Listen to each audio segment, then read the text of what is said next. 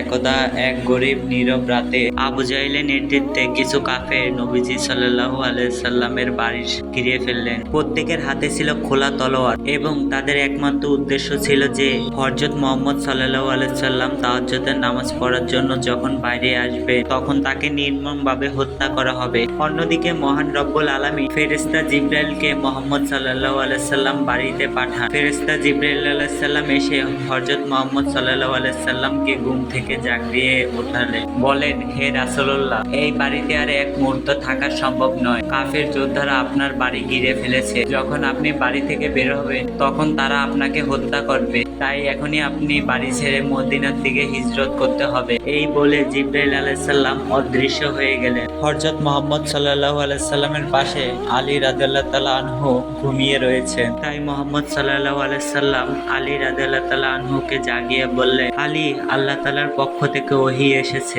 আমাকে এখনই মদিনার দিকে হিজরত করতে হবে। আমাকে আর এখানে এক মুহূর্ত থাকা সম্ভব নয়। আবু জাহেলের নেতৃত্বে কিছু কাফের আমার বাড়ি ঘিরে ফেলেছে। নবীজির কথা শুনে আলী রাদিয়াল্লাহু তাআলা আনহু বললেন, হে রাসূলুল্লাহ, আপনি আর এক মুহূর্ত দেরি করবেন না। আপনি মদিনার দিকে যাত্রা শুরু করুন। আমি আপনার জায়গায় আপনার চাদর মুড়ি দিয়ে ঘুমিয়ে পড়ব। কাফেররা এসে আমাকে মুহাম্মদ সাল্লাল্লাহু আলাইহি সাল্লাম ভেবে টুকরো টুকরো করে ফেলবে, কিন্তু আমার এতে বিন্দু মাত্র দুঃখ হবে না। কিন্তু আমি মনে করব যে আল্লাহ তাআলা আমার মাধ্যমে তার নবীজি প্রিয় বন্ধুকে রক্ষা করেছেন। হযরত মুহাম্মদ সাল্লাল্লাহু আলাইহি সাল্লাম ঘরের দরজা খুলেন আর এক মুঠো বালি হাতে নিয়ে কাফেরদের দিকে ছুড়ে দিলেন। আল্লাহ তাআলার কুদরতে সেই বালিটির কণা প্রতিটি কাফের চোখে যেয়ে পড়ে গেলেন। সবাই ছটফট করতে থাকেন। এই সুযোগের সদ্ব্যবহার করে হযরত মুহাম্মদ সাল্লাল্লাহু আলাইহি সাল্লাম সেখান থেকে পালিয়ে গেলেন। অতঃপর হযরত মুহাম্মদ সাল্লাল্লাহু আলাইহি সাল্লাম হযরত রাদিয়াল্লাহু তাআলা আনহুর বাড়িতে পৌঁছিয়ে দরজায় কড়া নাড়লেন। সঙ্গে সঙ্গে দরজা খুলে গেল। তখন নবীজি মুহাম্মদ সাল্লাল্লাহু আলাইহি সাল্লাম আশ্চর্য হইতে বললেন, হে আবু বকর, এত রাতে দরজায় একবার কড়া নাড়ার সঙ্গে সঙ্গে আপনি চলে আসলেন। তুমি কি ঘুমাওনি? হযরত আবু বকর সাল্লাল্লাহু আলাইহি সাল্লাম, হে প্রিয় মুহাম্মদ সাল্লাল্লাহু আলাইহি সাল্লাম, আপনি আজ থেকে 6 মাস আগে বলেছিলেন যে আপনি হিজরত করবেন আর আপনার হিজরতের সঙ্গী আমি হব। সেই দিন থেকে আজ পর্যন্ত কোনো রাতে আমি বিছানায় পিঠ লাগাইনি। কখন এসে আমার রাসূল আমাকে ডেকে নেবেন। আমি আবু বকর যদি দরজা খুলতে দেরি হয় তাহলে জানি আবু জাহেল এসে আমার নবীকে আঘাত করবে। তখন মুহাম্মদ সাল্লাল্লাহু আলাইহি সাল্লাম বলেন, হে আবু বকর, এখানে আর এক মুহূর্ত থামলে হবে না। চলো আমরা মদিনার দিকে রওনা দেই। অতঃপর নিঝুম রাতে হযরত আবু বকর হযরত মুহাম্মদ সাল্লাল্লাহু আলাইহি সাল্লাম মদিনার উদ্দেশ্যে রওনা দিলেন। এদিকে আবু জাহেল আর কাফের যোদ্ধারা বুঝতে পারেন যে কেউ তাদের চোখে বালি ছুঁড়েছে। তারা ভালো করে লক্ষ্য করেন যে মুহাম্মদ সাল্লাল্লাহু আলাইহি সাল্লামের বাড়ি খোলা আছে। আবু জাহেল আর কাফের যোদ্ধারা হযরত মুহাম্মদ সাল্লাল্লাহু আলাইহি সাল্লামের বাড়ির ভেতরে প্রবেশ করলেন। হযরত মুহাম্মদ সাল্লাল্লাহু আলাইহি সাল্লামের বিছানায় হযরত আলী রাদিয়াল্লাহু তাআলা আনহু চাদর মুড়ি দিয়ে শুয়ে আছে। তখন তারা আলী রাদিয়াল্লাহু তাআলা আনহুকে জিজ্ঞাসা করে, মুহাম্মদ সাল্লাল্লাহু আলাইহি সাল্লাম কোথায়? হযরত আলী রাদিয়াল্লাহু তাআলা আনহু সিংহের মতো জবাব দেন, আমি কি জানি, তোমরাই তো তাদের পাহারা দিচ্ছিলে, তোমরাই বলো তিনি কোথায়। এই বলে হযরত আলী রাদিয়াল্লাহু তাআলা আনহু সেখান থেকে চলে যান। এরপর আবু জাহেল আর কাফের যোদ্ধারা নবীজির পায়ের ছাপ চিহ্নিত করে হযরত আবু বকর রাদিয়াল্লাহু তাআলা আনহুর বাড়িতে চলে আসলে। আবু জাহেল হযরত আবু বকর সাল্লাল্লাহু আলাইহি সাল্লামের বাড়িতে এসে জোরে জোরে কড়া নাড়তে শুরু করলেন। হযরত আবু বকর রাদিয়াল্লাহু তাআলা আনহুর ছোট মেয়ে আসমা দরজা খুলে। আবু জাহেল জিজ্ঞাসা করলেন, এখানে কি মুহাম্মদ সাল্লাল্লাহু আলাইহি সাল্লাম এসেছিলেন? আমি তো জানি না, আমি তো ঘুমাচ্ছিলাম। তখন আবু জাহেল বলল, তোমার বাবা আবু বকর কোথায়? তখন আসমা বলল, আমার বাবা তো বাড়িতে নেই, তিনি কোথায় আছেন আমি জানি না। আবু জাহেল রাগে রাগান্বিত হয়ে ছোট আসমার মুখে এরকম জোরে একটি আঘাত করে। আসমা মাটিতে লুটিয়ে পড়ে তার মাথা থেকে রক্ত বের হতে লাগলো। আসমা যন্ত্রণায় চিৎকার করতেছে।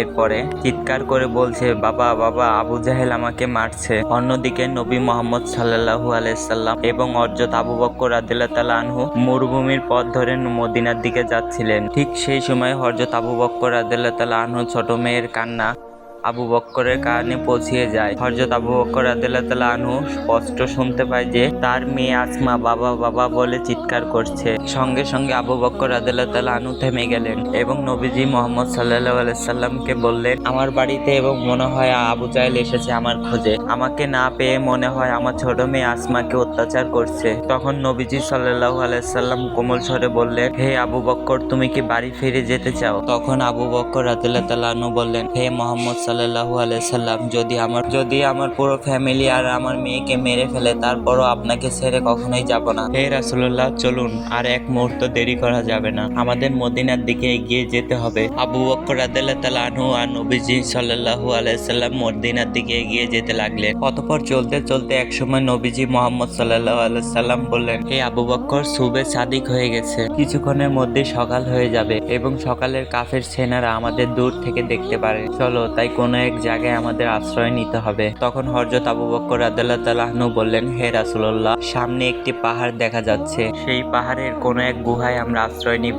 অতঃপর নবীজি মুহাম্মদ সাল্লাল্লাহু আলাইহি সাল্লাম ও হযরত আবু বকর রাদিয়াল্লাহু তাআলা আনহু সেই পাহাড়ে চললেন। তখন হযরত আবু বকর রাদিয়াল্লাহু তাআলা আনহু বললেন, হে রাসূলুল্লাহ, পাহাড়ের গুহায় অনেক বিষাক্ত সাপ থাকতে পারে, আপনি একটু বাইরে অপেক্ষা করুন, আমি ভেতরে পরীক্ষা করে আসি। এই বলে হযরত আবু বকর রাদিয়াল্লাহু তাআলা আনহু গুহার ভিতরে প্রবেশ করলেন।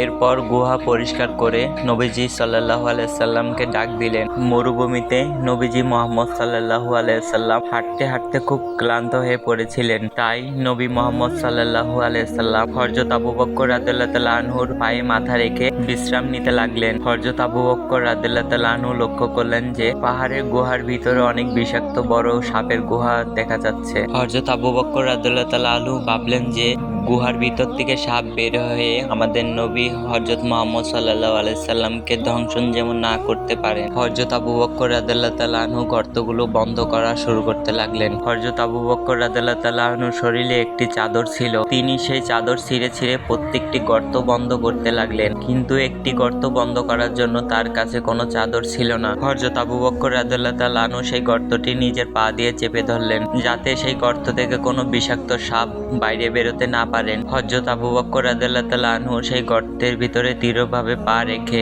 আটকে রেখেছিলেন। সেই গর্তের অন্ধকার গভীরে একটি বিষাক্ত সাপ লুকিয়েছিল। সাপটি গর্ত থেকে বারবার বাইরে আসার জন্য ছটফট করতেছিল, কিন্তু হযরত আবু বকরের পা তাকে আটকে রেখেছিল। এক সময় সেই বিষাক্ত সাপ তার পায়ে আক্রমণ করলেন। একবার নয়, পরপর 3 বার তীব্র ব্যথা তার শরীরে ছড়িয়ে পড়েন। হযরত আবু বকর বুঝতে পারেন যে কোনো বিষাক্ত পানি তার পায়ে আক্রমণ করেছেন, যে তবুও তিনি তার পা 1 ইঞ্চিও সরালেন না। হযরত আবু বকর রাদিয়াল্লাহু তাআলা আনহুর পুরো শরীরে বিষাক্ত বিষ ছড়িয়ে পড়ে। তার শরীর নীল হয়ে গেল এবং তার চোখ থেকে অশ্রু ঝরতে লাগলো। সেই চোখের অশ্রু হৃদয় ভাঙানো যন্ত্রণা নিয়ে হযরত মুহাম্মদ সাল্লাল্লাহু আলাইহি সাল্লামের গায়ে একটি ফোঁটা পড়ল। সেই মুহূর্তে নবীজির ঘুম ভেঙে গেল। তিনি জেগে উঠে চিন্তিত স্বরে বললেন, হে আবু বকর, তোমার কি হয়েছে? তুমি কাঁদছো কেন? তোমার কি পরিবারের কথা মনে পড়ছে? তোমার কি স্ত্রী ও সন্তানের জন্য মন খারাপ লাগছে? হযরত আবু বকর রাদিয়াল্লাহু তাআলা আনহু গভীর ভালোবাসা নিয়ে তখন বললেন, ইয়া রাসূলুল্লাহ, হে মহান রব্বুল আলামিনের প্রিয় নবী, আমি আল্লাহর কসম খেয়ে বলছি, আমার স্ত্রী এবং সন্তানের ভালোবাসার চেয়ে আপনার ভালোবাসা কোনো অংশে কম নয়। আমি কাঁদছি, হয়তো আমার পায়ে কোনো বিষাক্ত সাপ কামড় দিয়েছে।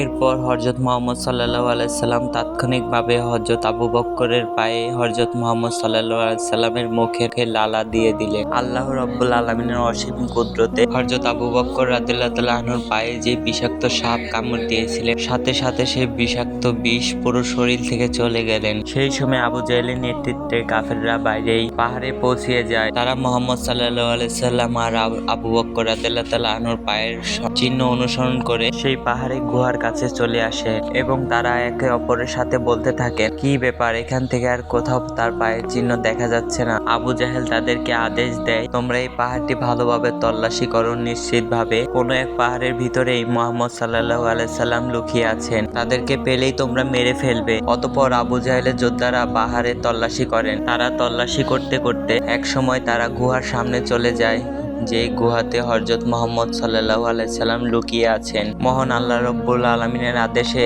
সেই পাহাড়ের গুহার মুখে একটি মাকড়সা এসে জাল বুনে একটি কবুতর সেই গুহার সামনে বাসা বানিয়ে সেই বাসায় ডিম দেয়। আবু জাহেলের 2 কাফের যোদ্ধা সেই গুহার সামনে আসেন। একজন কাফের যোদ্ধা বলেন, আমি নিশ্চিত হযরত মুহাম্মদ সাল্লাল্লাহু আলাইহি সাল্লাম আর আবু বকর এই গুহার ভিতরে ঢুকেছেন। দ্বিতীয় কাফের যোদ্ধা বলে, তুমি একটা মূর্খ, এই গুহার ভিতরে মানুষ কিভাবে ঢুকবে? তুমি কি দেখছো না এই গুহার সামনে একটি মাকড়সা আর একটি কবুতর বাসা বেঁধে রয়েছে। এই গুহার ভিতরে হযরত মুহাম্মদ সাল্লাল্লাহু আলাইহি সাল্লাম আর রাদিয়াল্লাহু তাআলা আনহু কিভাবে থাকতে পারেন। আর যখন কোনো ব্যক্তি এই গুহার ভিতরে প্রবেশ করবেন তারা অবশ্যই এই মাকড়সার জাল আর বাসা বের হয়ে তারপর ভেতরে প্রবেশ করবেন। তখন সেই কবুতর সাথে সাথে উড়ে যাবে আর মাকড়সার জাল ভেঙে যাবে। আবু জাহেলের যোদ্ধারা পুরো পাহাড়ে তল্লাশি করলো, নবীজি মুহাম্মদ সাল্লাল্লাহু আলাইহি সাল্লামকে খুঁজে পেলেন না। তখন তাদের বিশ্বাস হয়ে গেল, তাই নবী মুহাম্মদ সাল্লাল্লাহু আলাইহি সাল্লাম এখানে নেই এই ভেবে তারা সেখান থেকে ফিরে গেল। তারপরে আবু জাহেলের কাফের যোদ্ধারা সেখান থেকে যখন চলে গেল,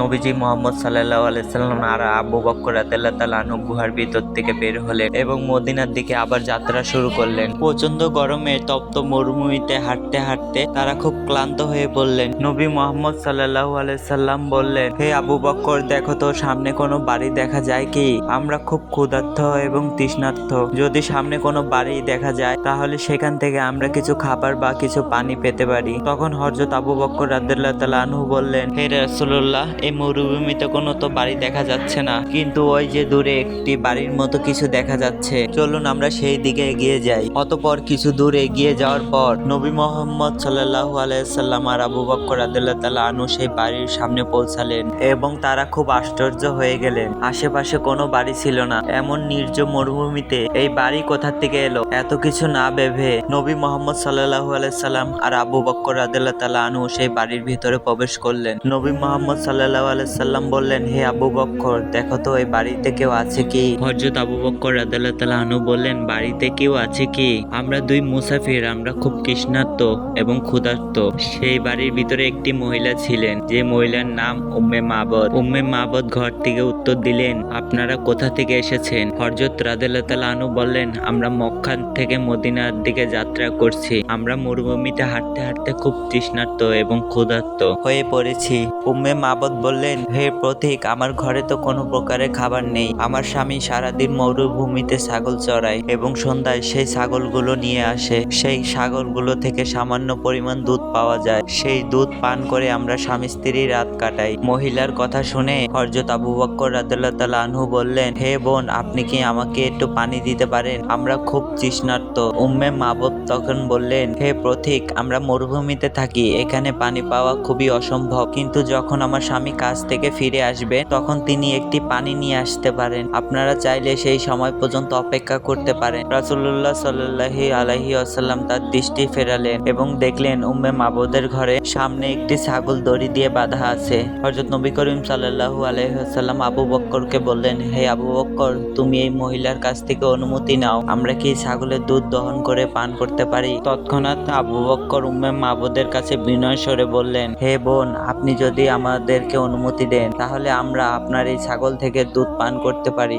ঘরের ভেতর থেকে উম্মে মাবদ উত্তর দিলেন, হে পথিক, এই ছাগলটি তো খুব অসুস্থ, এত দুর্বল যে এটি উঠে দাঁড়াতে পারে না। এছাড়াও এটি কখনো বাচ্চাও এখনো দেয়নি। এই ছাগল থেকে তাহলে আপনারা কিভাবে দুধ পাবেন? তখন হযরত আবু বকর শান্তভাবে হেসে বললেন, হে বোন, আপনি শুধু অনুমতি দিয়ে দেখুন। হযরত আবু বকরের এই রহস্যময় কথায় উম্মে মাবদ আশ্চর্যান্বিত হতভম্ব হয়ে গেলেন। যা একটি ছাগল এতটা অসুস্থ, ঠিক করে দাঁড়াতে পারে না, যা কখনো বাচ্চাও দেয়নি, সে কিভাবে দুধ দেবে? এই অসম্ভব কথা শুনে তার মন বিচলিত হয়ে উঠল। তিনি উৎসুক হয়ে ঘরের জানালা খুললেন, এই দুই পথিকের মুখ দেখতে চাইলেন। জানালা খুলতে রাসূলুল্লাহ সাল্লাল্লাহু আলাইহি ওয়াসাল্লামের মুখের উপর মুখ পড়ল। তিনি আশ্চর্যান্বিত হতভম্ব হয়ে গেলেন। আমি আমার জীবনে কিন্তু এত সুন্দর ব্যক্তি কখনোই দেখিনি। কোনো ব্যক্তিকে এত নুরানি, এত মহিমান্বিত হতে পারে? উম্মে মাবদ আশ্চর্য ও মুগ্ধ হয়ে নবীর দিকে দেখতে লাগলেন। তারপর বললেন, ঠিক আছে, আমি অনুমতি দিলাম। যদি আপনারা এই ছাগল থেকে দুধ দহন করতে পারেন তাহলে নিশ্চিতভাবে আপনারা সেই দুধ পান করতে পারেন। মহিলার অনুমতি পেয়ে রাসূলুল্লাহ সাল্লাল্লাহু আলাইহি ওয়াসাল্লাম হযরত আবু বকরকে বললেন, তুমি মহিলাটির কাছ থেকে একটি পাত্র নিয়ে আসো, যা দিয়ে আমরা দুধ দহন করব। উম্মে মাবদ তাদেরকে একটি পাত্র দিলেন। আবু বকর, এই পাত্রটি খুব ছোট, তুমি আরো বড় পাত্র নিয়ে আসো। উম্মে মাবদ তখন একটি বড় পাত্র নিয়ে এলেন। রাসূলুল্লাহ সাল্লাল্লাহু আলাইহি ওয়াসাল্লাম সেই বড় পাত্রটি হাতে নিয়ে সেই ছাগলের কাছে গেলেন। বিসমিল্লাহ বলে তিনি ছাগলের মাথায় হাত রাখলেন। সেই সেই মুহূর্তে অসুস্থ সেই জীর্ণ ছাগলটি সুস্থ হয়ে গেল। তিনি আবার বিসমিল্লাহ বলে ছাগলের ওলানে হাত বোলালেন। তৎক্ষণাৎ ছাগলের ওলান দুধে ভরে গেল।